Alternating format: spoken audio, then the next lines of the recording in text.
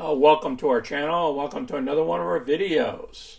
If you missed last Saturday's live event, link will be down below and at the end of this video. We have another Q&A coming up here on the 24th of September. Today we're going to talk about Veterans and Military Purchase Program for Apple. A lot of folks, they don't know that they can get savings because they were a veteran, they served their country, or they're active duty. This is a site that you would see.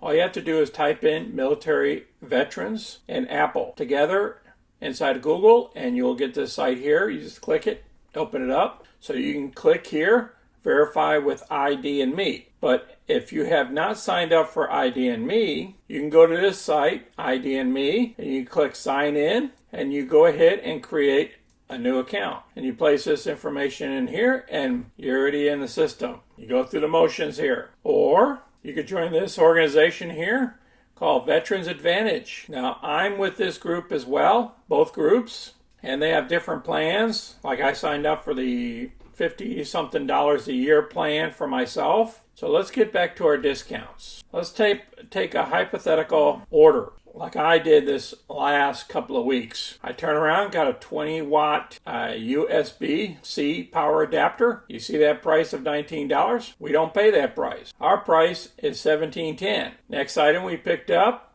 is an iPhone 14 Pro Max with 512 gigabyte Deep Purple for $12.59. Now this is our price with that military discount, and this is everybody else's price of $13.99. In addition, I went after the Apple Plus.